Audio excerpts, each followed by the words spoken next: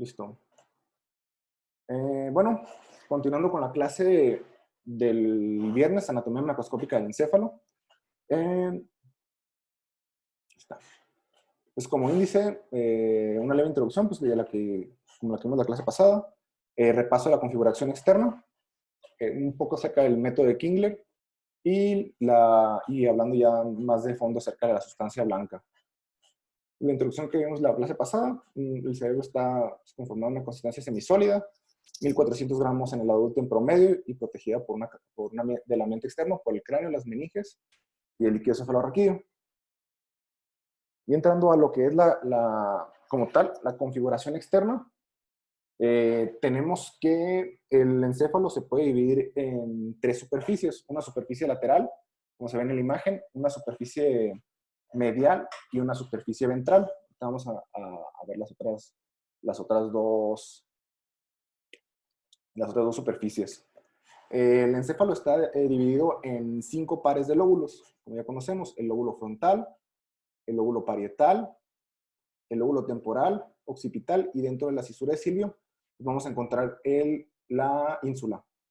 Bueno, empezando a hablar, dentro de la superficie lateral existen dos landmarks, como se puede decir, importantes que dividen al encéfalo. Principalmente lo que es la cisura de Rolando y la cisura de Silvio, o lateral. La cisura de Rolando, como vimos en la clase pasada, pues divide el encéfalo en lóbulo frontal y lóbulo parietal, y que en ocasiones, la mayoría de las ocasiones, no llega a lo que es el acueducto de Silvio, termina en lo que es una omega formada por el lóbulo, por el giro precentral y el giro postcentral. Y en omega, pues está representada dentro del homúnculo cerebral lo que es la mano, la porción motora y la porción sensitiva de la mano. La cisura de Rolando, esta inicia 2 centímetros posterior al punto medio entre entre el polo frontal y el polo occipital, como podemos ver acá. Inicia el giro central y termina, se refiere que 2.5 centímetros anterior a la rama posterior de la cisura de Silvio. Bueno, hablando del lóbulo frontal, pues el lóbulo frontal está limitado en la parte superior por la cisura longitudinal o hemisférica, en la región posterior por la cisura de Rolando. Inferior se puede dividir en una parte anterior, que está una porción supraciliar, un límite supraciliar y un límite posterior, el acueducto de Silvio. En esta superficie lateral, una imagen del Roton, del atlas de Roton, podemos ver que es el lóbulo frontal se puede dividir por varios surcos, principalmente el surco frontal superior, que estaría representado aquí, el surco frontal y el surco frontal inferior, pues sería más o menos aquí. Se encuentran varios giros. El giro precentral, como conocemos, es el área motora primaria. Luego se divide en el giro frontal superior, un giro frontal medio y un giro frontal inferior. Lo importante del giro frontal inferior es que este se puede dividir en 3 partes: una pars orbitaria, una pars triangular y una pars opercular, que está dividida por una rama ascendente y una rama anterior. Estos, pues ya conocemos que en la pars opercularis y la unión con la pars triangular, pues se va a encontrar el área de Broca, 44 y 45 de Brodmann. Está relacionada con la articulación del habla. Bueno, continuando con el lóbulo parietal, pues este va a estar limitado en su parte anterior por el surco de Rolando, en su parte superior por el surco longitudinal o hemisférico, en la parte posterior por una línea que ya hemos comentado antes, que va del surco parieto-occipital a la escrutadora preoccipital. Y me está diciendo Javi que lo acepte.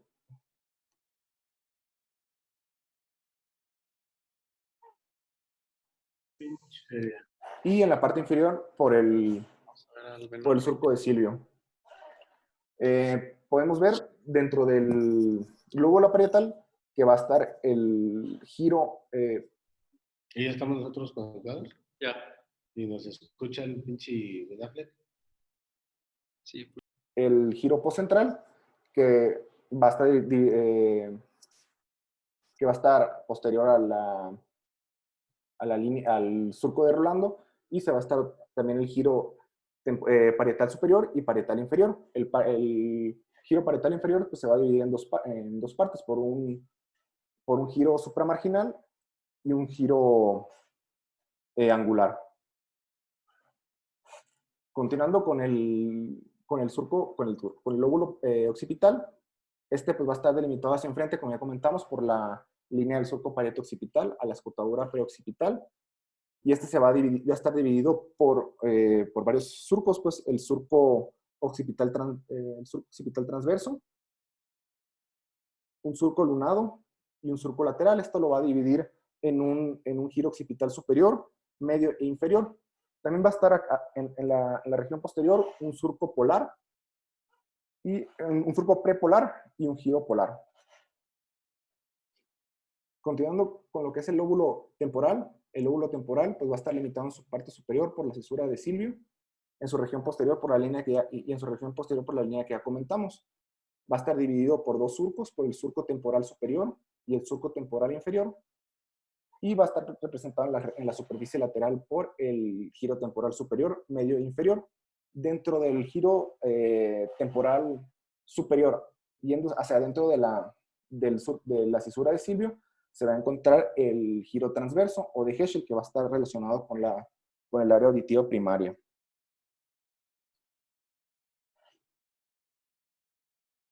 La ínsula, que también es parte de la superficie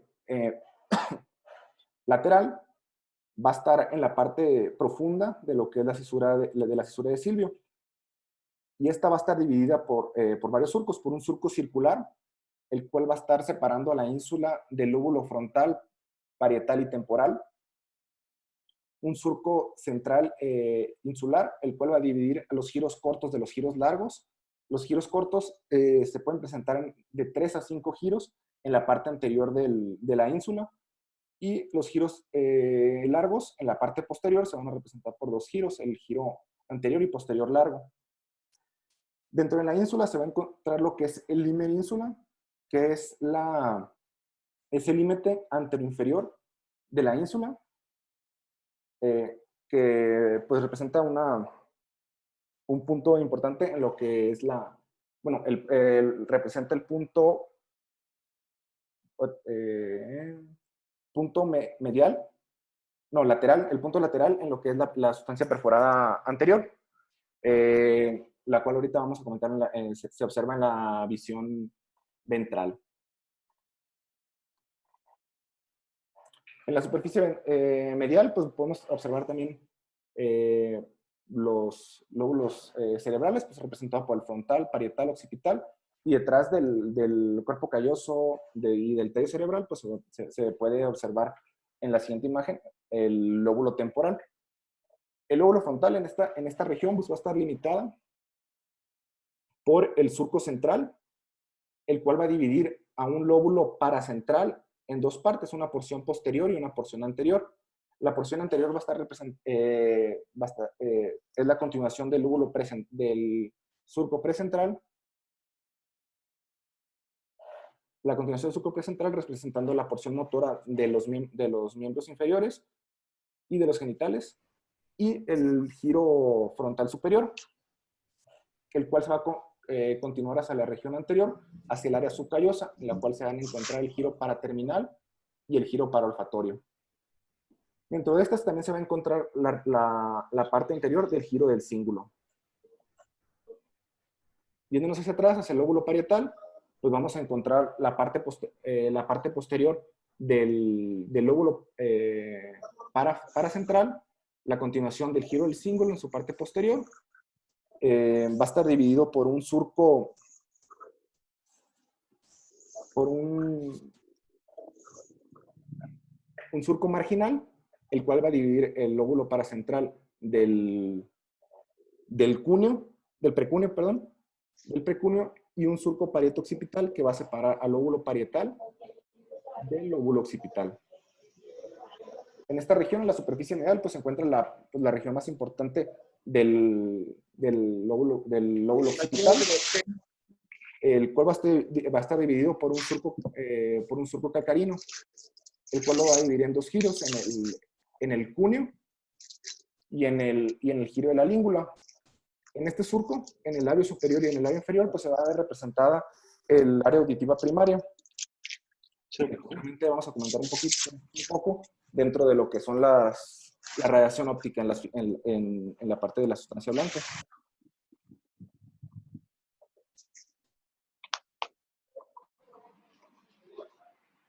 Ya retirando lo que es el tallo cerebral, se puede observar la porción temporal de la superficie medial, en la cual se va a ver la continuación por el istmo del cíngulo, formando el giro parihipocampal, el cual se va a dividir del giro dentado por el surco hipocampal, y se va a encontrar aquí representado el uncus.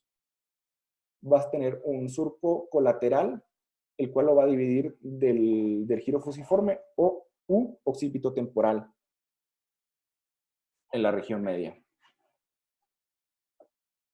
Vamos a observar en la superficie ventral que se puede dividir en dos partes.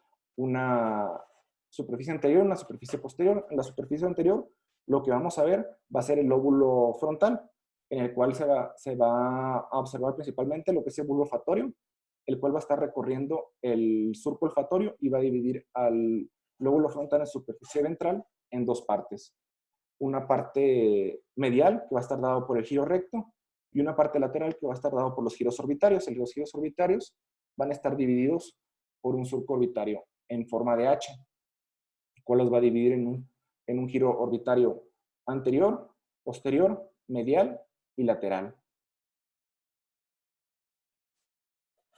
Se va a observar aquí lo que es la parte posterior de la superficie ventral, en la cual se va a observar el lóbulo parietal y parte del occipital, en el cual vamos a observar en esta parte los giros que hemos comentado, principalmente de la superficie medial y de la superficie lateral, como es el uncus, el giro parihipocampal, un surco rinal, un surco colateral que lo va a dividir del giro parietotemporal o fusiforme.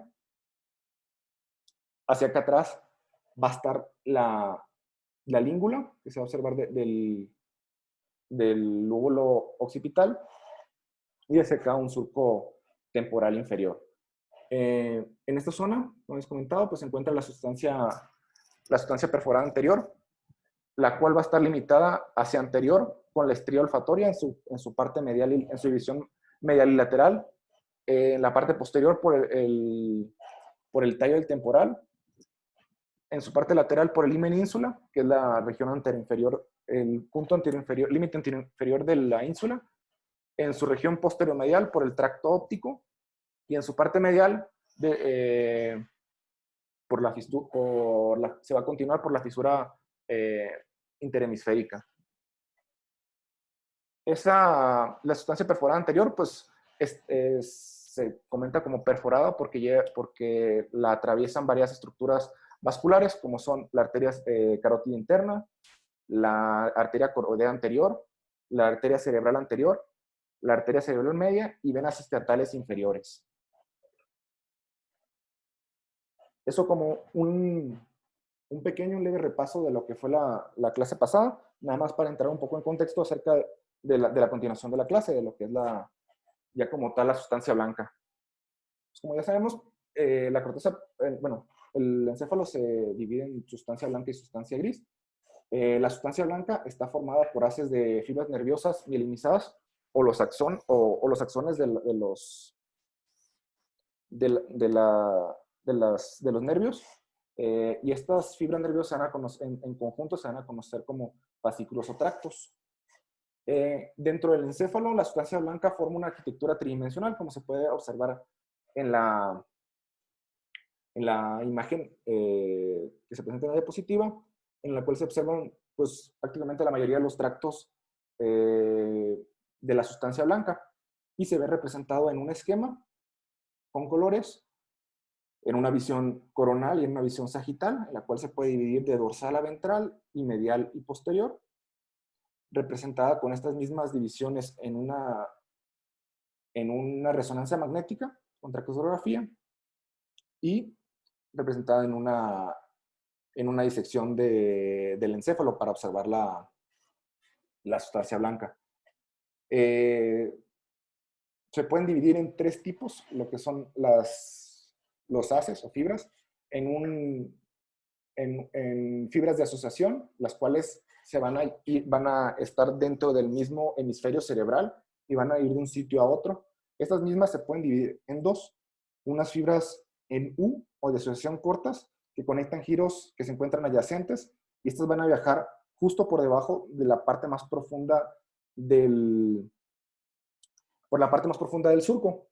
Serían conexiones entre estas partes. Se ven como estas U que se ven en esta imagen, que conectan a los giros adyacentes. Y las fibras de proyección larga, de asociación larga, perdón, en las cuales se van a ver conectados, pues, varias partes del encéfalo, los lóbulos. Como se puede ver en este esquema, el fascículo longitudinal superior, el fascículo fronto-occipital inferior, fascículo longitudinal inferior, la corona, el fascículo uncinado, el fascículo arcuato, y ahorita las vamos a comentar. También se pueden ver las fibras de proyección, que son fibras que van desde la corteza y viajan hacia abajo, hacia los ganglios basales, el tálamo, y en ocasiones se pueden continuar hacia la médula espinal. Y las fibras comisurales que conectan a ambos hemisferios, como son el cuerpo calloso, la comisura anterior y el fornix. Vamos a mencionar un poquito acerca de la técnica de Klingler, que es muy importante en el caso de la sustancia blanca. La técnica de Klingler fue desarrollada por Joseph Klingler en 1935 en Suiza, en Basel, y esto revolucionó pues la manera en la cual se puede estudiar la sustancia blanca pues, dentro del encéfalo. Se conoció como un nuevo método para fijación cerebral, en el cual, como normalmente se utilizaba antes, se fijaba el fórmula del 10% por 3 semanas. Posterior, a las 3 semanas se realiza una remoción de las estructuras aracnoideas y vasculares, y lo que desarrolló él fue, decidió congelar a menos 16 grados por 3 semanas el encéfalo. Lo que hace la congelación es que en la sustancia blanca las fibras se cristalizan y se expanden, lo cual va a permitir una separación más fácil de lo que es la sustancia gris. Y ya posteriormente, pues ya teniendo el encéfalo fijado, 3 semanas después de tenerlo en congelación, se realiza la disección con espátulas de madera. Y pues ya hay varias técnicas de disección. Refieren que lo que recomiendan es ir quitando la sustancia gris de entre los surcos. Y ya pues alrededor de los surcos, y ya posteriormente pues sigue disecando la sustancia blanca. Pues ya entrando directamente hacia los fascículos, vamos a hablar pues, acerca de los más importantes. En esta imagen, una imagen con una disección de fibras blancas con método de Klingler, se puede observar el fascículo longitudinal superior. Pues aquí todavía no se diseca todo completamente. Entonces se observa el surco central o de Rolando, el giro precentral, la omega que ya hemos comentado, y el giro poscentral. Y en esta parte va a estar esquematizado lo que es el fascículo longitudinal superior, que va desde la región, desde el lóbulo frontal, pasa hacia el parietal y va hacia el temporal. Se menciona como el tracto más largo dentro de las fibras blancas. Y como comenté, va a viajar sobre el borde superior del núcleo actinomorfo y la ínsula. Va a hacer un arco hacia atrás, desde el lóbulo frontal, lateral a la cápsula interna, ahorita vamos a ver más imágenes, y a través del lóbulo parietal y occipital, donde de nuevo se vuelve a arquear y vamos a llegar hacia abajo y hacia adelante para alcanzar el lóbulo temporal. Este mismo fascículo se puede dividir en 3 porciones. Lo podemos encontrar como una porción horizontal y una porción vertical, y lo que habíamos comentado previamente, como el fascículo arcuato también forma parte de este fascículo longitudinal superior. La porción horizontal pues se va a ver iniciada, va a iniciar del lóbulo frontal posterior inferior a nivel del giro precentral, como se observa en la imagen anterior, también además, y por la porción posterior del giro frontal inferior, que va a estar en esta zona, que vendría siendo la pars opercularis y pars triangularis. Este va a ser un fascículo que va a viajar hacia posterior, es un fascículo frontoparietal, y va a terminar en el giro parietal a nivel del giro angular y el giro supramarginal, que son parte del giro parietal inferior. Va a estar otra porción, la porción vertical del fascículo longitudinal superior, que va a ser un fascículo parieto-temporal, va a conectar el lóbulo parietal inferior, como hemos comentado, que está formado por el giro supramarginal y angular, y va a conectar en su parte posterior con la porción posterior del temporal, del giro temporal superior y medio, en donde también se puede encontrar el área Wernicke en el giro transverso hacia adentro de la historia de Silvio, en el giro temporal superior. Y en esta imagen, como se ve representado, el círculo longitudinal superior de esta manera, en el color verde, que va de frontal a parietal. Falta aquí el fascículo, la parte vertical del fascículo, que sería hacia acá abajo, hacia temporal, y también representado aquí el fascículo arcuato, que vamos a comentarlo en la siguiente imagen, que también va desde frontal hacia temporal. Se observa en un corte coronal, en los cuales se van a encontrar en una superficie lateral a los demás fascículos del longitudinal superior y el fascículo arcuato.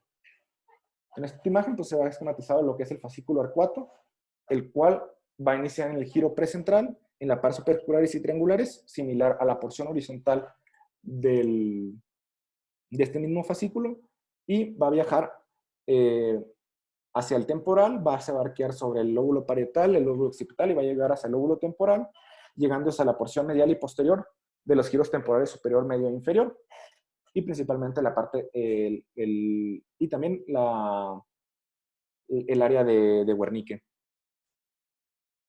Vamos a encontrar que pues, en este esquema se va a ver un poco, las fibras van a correr paralelas a los otros dos porciones, y va a formar un arco que va a llegar hacia el temporal, en el cual se ve que está lateral al núcleo lenticular y va a pasar superior a él.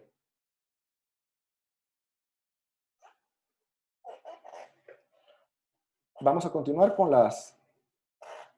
el fascículo longitudinal y fronto-occipital inferior, que se puede ver esquematizado en esta imagen. Igual una disección de fibras blancas con el método de Kingler, en el cual el fascículo longitudinal inferior va a formar parte, o se van a ir con otros dos fascículos en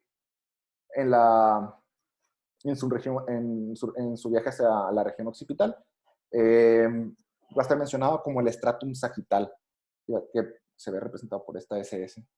Pues el fascículo longitudinal inferior va a viajar de forma lateral inferior a la pared ahí me sacó, porque se va a quitar. Ahorita ya les mando el otro link. Quedan 10 minutos. Bueno, va a viajar lateral e inferior a la pared lateral del cuerno lateral, que se encontraría en esta área, del cuerno lateral de los ventrículos laterales, y lateral y superior a la vía óptica. que podemos encontrar aquí la vía óptica, es esta. Y se va a encontrar lateral, lateral y superior. A la vía óptica. Llegando hacia atrás, pues, uniéndose con los demás fascículos en el stratum sagital y yendo hacia posterior, hacia el segmento, hacia el lóbulo occipital y principalmente llegando a la porción posterior del giro lingual, el giro fusiforme y el cúneo. Se puede dividir en dos haces, en un haz directo, un haz directo o corto del fascículo longitudinal inferior, son fibras en U que conectan el giro temporal inferior y la convexidad occipital, son un giro más corto, y un giro indirecto, que va a ser una vía directa compuesta de unas, pues, las fibras largas que se observan aquí, que van desde la parte más acá, del frontal, hacia el lóbulo occipital. También en esta imagen vamos a observar el giro, bueno, más bien del lóbulo temporal al occipital. El que va desde el lóbulo frontal es el giro frontooccipital, el fascículo frontooccipital inferior. Este viaja a nivel del límite ínsula. Aquí vamos a encontrar el giro circular, parte de la sustancia gris de la ínsula, los giros cortos. Va a viajar, como comentamos, va a viajar al nivel del himen ínsula, paralelo al fascículo nuciforme que te vamos a comentar, cruzando la porción anterior inferior de la cápsula externa y el claustro, pasando a través del tallo temporal entre el fascículo uncinado y el cuerpo geniculado lateral, continuando superior al al techo del cuerno temporal, superior y lateral, con esto en el esquema también, a la radiación óptica, y medial al fascículo longitudinal inferior. Encontrarlo más medial al fascículo longitudinal inferior, que es este. Donde la porción posterior del tallo temporal, llegando aquí, va a girar hacia lo que es el estratum sagital, que se ve representado en este esquema como el área azul, que va a ser la unión entre las fibras del fascículo longitudinal inferior, el fascículo frontooccipital y la radiación óptica. Y va a terminar este fascículo, el frontooccipital, de igual manera la porción posterior del giro occipital superior, medio inferior, giro fusiforme y una porción basal también del lóbulo temporal inferior. Continuando, como parte también del estratum sagital que se encontraría en esta imagen, representado en esta imagen, pues se observa lo que es la radiación óptica. La radiación óptica se puede dividir en tres haces de fibras, un haz de fibra intermedio, un anterior, un intermedio y un posterior. Estos van a iniciar en el núcleo geniculado lateral, recibiendo información, como se pueden con estos colores, de la cintilla óptica proveniente del quiasma óptico. Va a recibir la información y van a formar estos tres haces. Viaja a través del techo y la pared lateral del cuerno del temporal hacia el atrio de los ventrículos laterales, donde se separa, va pegado al atrio y solamente está separado por un pequeño haz de fibras del tapetum, de las radiaciones que genera el cuerpo calloso a nivel del esplenio, que vamos a comentar pues, posteriormente, y llegando hasta el polo occipital. Estas fibras van a llegar hasta el labio superior e inferior del surco calcarino. Como ya comentábamos, va a estar dividido en tres haces. Un haz anterior, o también llamado un haz de Meyer, la cual del núcleo geniculado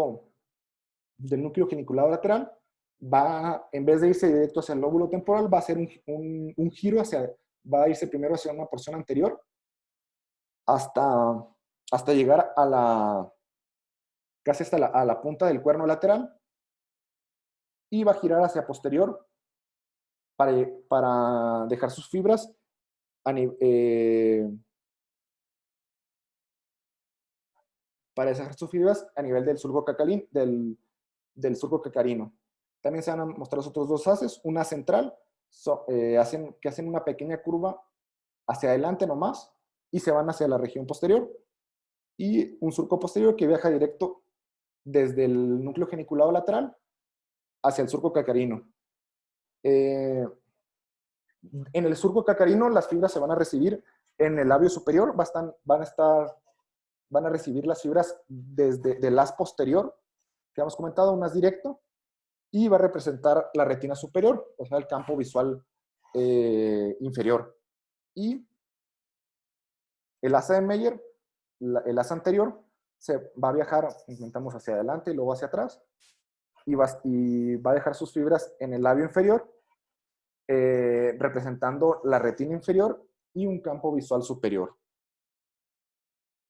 Aquí otro esquema en un corte, en una visión de un corte axial, en una visión de la superficie ventral, en la cual se van a observar los dos ojos, cómo viajan las fibras, cómo llegan al quiasma óptico, se dividen la cintilla óptica llegando al núcleo geniculado lateral, y de aquí pasan la información, pues como comentamos, hacia el surco cacarino, por el asa de Meyer en ambos lados y por los haces central y posterior. Representado de igual manera en este esquema por esta imagen azulita, azul bajito, del cual vienen del núcleo geniculado lateral. En este caso va a estar representado el asa de Meyer, un giro hacia adelante y luego se van hacia la región occipital. De igual manera, núcleo geniculado lateral, el asa de Meyer y va hacia la región occipital. Todos estos van a encontrarse, va a encontrarse con los que hemos comentado, el fascículo frontooccipital inferior y el fascículo longitudinal inferior en el stratum sagital.